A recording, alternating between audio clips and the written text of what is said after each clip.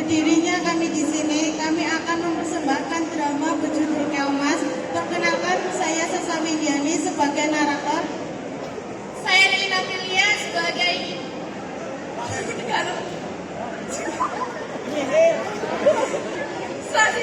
saya sebagai Raja Daha.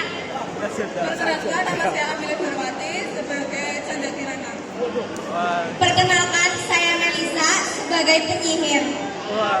Perkenalkan, saya Selvina sebagai Raden Inu. Perkenalkan, saya Hovifah Febriana sebagai Ajeng. Perkenalkan, saya Siti Fadila sebagai Nenek. Putriku, kemarilah. Ada apa ya Nanda? Apakah ayah juga memanggilku? Iya putriku, ada yang ingin ayah sampaikan pada kalian berdua. Besok, Raden Inu Kertapati dari Kerajaan Kahuripan akan datang kemari. Lalu, kenapa? Apa hubungannya sama kami, ayah? Ayah sudah membuat perjanjian dengan ayahnya bahwa ayah akan menikahkan salah satu putri ayah dengan Raden Inu. Siapa di antara kami yang akan dinikahkan dengan Raden Inu, ayah? Kami sudah sepakat untuk menikahkan Canda Kirana dengan Raden Inu. Terima kasih ayah, aku sangat bahagia sekali. Pernikahan ini adalah impianku sejak kecil. Benarkah putriku? Kalau begitu, memang tidak salah ayah memilihmu sebagai calon istri Raden Inu. Ayo, kita persiapkan segala sesuatunya untuk menyambut kedatangan Raden Inu besok. Raja Daha dan Chandra Kirana meninggalkan ruangan yang kini hanya dihuni oleh Galuh Ajeng. Meskipun Chandra Kirana dan ayahnya bahagia dengan pernikahan ini, ternyata Galuh Ajeng mempunyai pendapat yang berbeda. Dia merasa marah dan kecewa. Aku tidak setuju mengenai pernikahan ini.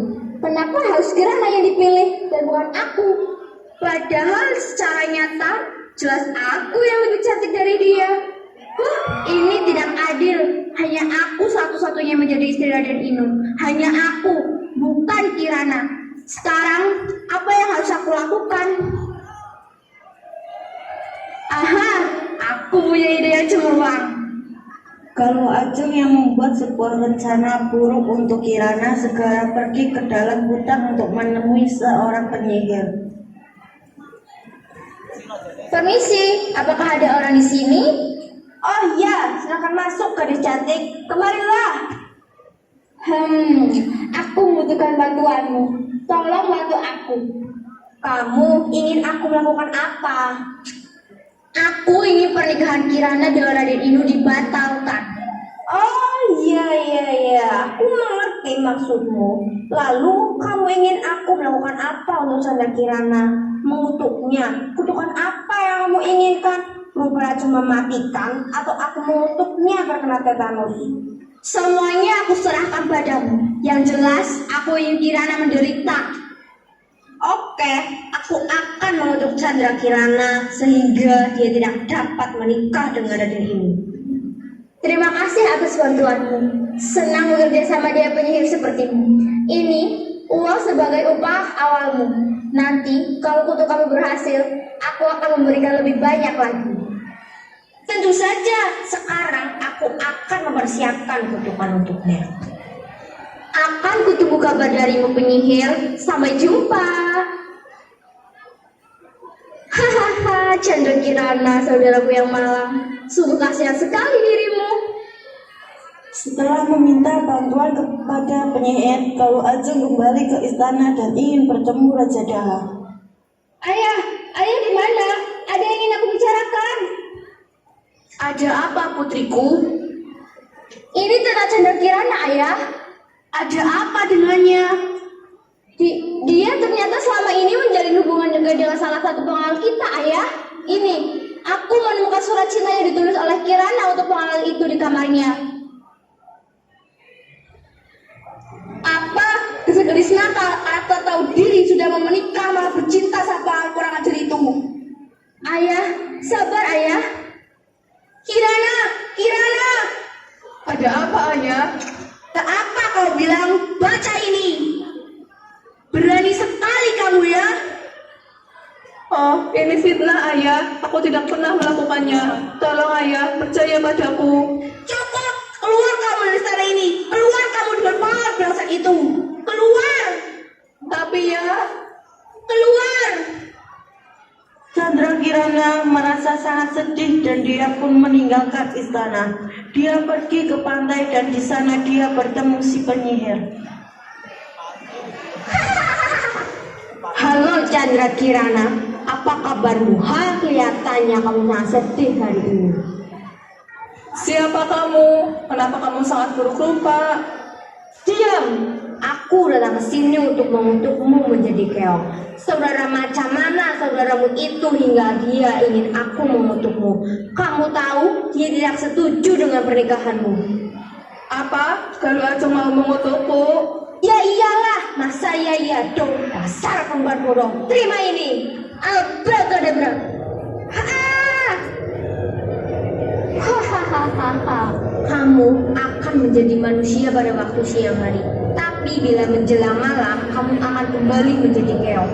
Kutukan ini akan berakhir bila kamu bertemu dengan Raden Gini. Bye. Chandra Kirana telah dikutuk menjadi keong emas dan terdampar begitu saja di pantai desa Dadapan. Suatu hari ada seorang perempuan sedang mencari ikan di pantai. Dia menemukan keong emas itu dan membawanya pulang. Oh, keong ini cantik sekali. Aku akan membawanya pulang. Setibanya di pondok, Mbak Rondo meletakkan keong itu di tempat yang aman. Lalu dia beristirahat sejenak di kursi. Sampai jam segini aku belum juga mendapatkan ikan. Aku harus mencari ikan lagi. Kalau tidak mendapat ikan, aku mau makan apa? Loh, kenapa aku ada di sini? Oh iya, tadi kan ada seorang nenek yang membawaku. Kasihan sekali nenek itu. Untuk makan saja, dia harus mencari ikan terlebih dahulu. Aku akan membelikan makanan untuknya. Dengan uang yang dibawanya dari istana, Kirana membelikan makanan-makanan lezat untuk si nenek. Makanan itu ditatanya rapi di atas meja. Ketika hari mulai menjelang malam dan si nenek belum juga pulang, Kirana harus kembali menjadi keong.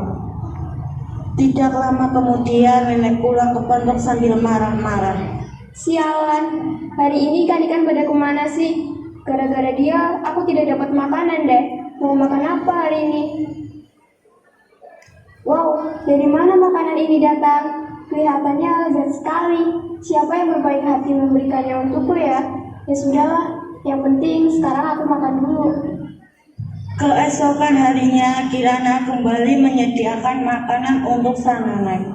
Tapi dia tidak tahu kalau hari ini nenek akan pulang lebih cepat dari biasanya karena lagi-lagi tidak memperoleh ikan.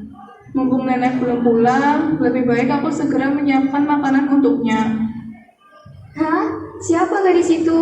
Kamu siapa? Aku Chandra Kirana, Nek. Apa? Kamu Chandra Kirana? Yang benar. Iya, Nek. Aku Chandra Kirana, putri Raja Jaha. Kalau begitu, kenapa kamu bisa ada di sini, Nak? Aku dikutuk, Nek, oleh seorang penyihir. Kutukan itu atas keinginan saudaraku sendiri yang cemburu padaku. Kasihan sekali dirimu, Nak. Nenek tidak tahu saudara macam apa saudaramu itu hingga tega ingin mengutukmu. Tapi namanya manusia, kalau sudah cemburu, apapun dia lakukan. Cemburu memang membingungkan, juga dapat membuat orang menderita. Ya sudah, sementara kamu boleh tinggal di sini, Nak. Terima kasih, Nek. Sementara pada saat itu di kerajaan Kahuripan, Raden Inu yang mendengar kabar tentang Chandra Kirana merasa tidak percaya mendengarnya, dan dia mencoba mencari kebenarannya untuk membela Chandra Kirana. Tidak mungkin Chandra Kirana melakukan semua ini. Pasti ada seseorang yang memfitnahnya. Aku harus mencari tahu siapa orang itu. Hahaha. Gue dapat uang banyak hari ini. Untung saja gue berhasil menuruti permintaan Galuh Ajeng untuk mengutuk Chandra Kirana dan membuatnya batal menikah dengan Raden Inu. Dan kasihan sekali pengawal yang ikut difitnah oleh Galuh Ajeng itu. Dia harus rela diusir dari istana karena dituduh bercinta dengan Chandra Kirana. Hahaha. Apa kamu bilang benarkah yang kamu bilang itu? Siapa lo ikut-ikut campur? Aku Raden Inu yang kamu maksud tadi. Jadi sebenarnya ini semua ulah Galuh Ajeng. Waduh, mampus gue, dia sudah dengar semuanya. Kamu ikut aku. Raden Inu yang telah memperoleh kebenaran cerita segera datang ke istana Daha. Tuanku, sebenarnya apa yang terjadi pada Canda Kirana? Kenapa Anda mengusirnya? Saya yakin kamu tidak akan mempercayai berita ini. Dia sudah mengkhianatimu. Tidak, itu tidak benar tuanku. Canda Kirana sudah difitnah oleh Galuh Ajeng. Kenapa kamu bicara begitu? Kamu tahu dari mana? Ini adalah penyihir yang dibayar oleh Galuh Ajeng untuk mengutuk Canda Kirana. Dan dari penyihir inilah saya tahu bahwa Galuh Ajeng juga yang memfitnah Canda Kirana. Hei, ayo ngaku. Iya, itu benar tuanku. Galuh Ajeng! Iya ayah, ada apa? Kok sampai teriak-teriak gitu? Ajeng kan belum bodoh. Loh, kamu? Kenapa kaget? Dia temanmu kan? Sekarang saya sudah tahu semuanya. Kamu sudah menfitnah saudaramu sendiri. Sekarang kau pergi dari istanaku. Pergi! Kecuali kamu boleh tinggal di istana ini. Yang benar tuanku. Iya, tapi tinggal di penjara istanaku selamanya. Ayah, maafkan Ajeng ayah. Ajeng aku salah. Jangan usir Ajeng. Lenyaplah dari sini. Jangan pernah tunjukkan wajahmu itu di wilayah kerajaanku. Raden Inu, tolong bawa mereka berdua. Baik tuanku. Setelah itu, Raden Inu menggambara mencari Canda Kirana hingga akhirnya dia tiba di suatu desa dan dia menemukan sebuah pondok. Di sana ada pondok. Mungkin aku bisa numpang istirahat di sana untuk sementara waktu dan setidaknya aku mendapat seteguk air. Aku merasa lelah sekali setelah perjalanan sejauh ini. Permisi. Iya, sebentar. Loh, kamu Canda Kirana? Raden Inu, kenapa kamu bisa ada di sini? Itu tidak penting. Yang jelas aku gembira karena sudah menemukanmu. Berhari-hari aku mencarimu. Ayo, pulang kebenaran sudah terungkap. Ayahmu sudah menunggu. Dia tidak sabar ingin bertemu denganmu. Terima kasih banyak karena kamu sudah menyelamatkanku. Dia siapa Kirana? Oh, Nek, kenalkan, ini adalah Raden Inu yang Kirana ceritakan waktu itu. Dia menjemput Kirana untuk pulang, tapi Kirana tidak tega meninggalkannya sendirian. Tidak apa-apa Kirana, kamu pulanglah. Pasti kamu merindukan keluargamu. Begini saja, nenek akan kita bawa ke istana dan hidup bersama kita bila kita nanti menikah.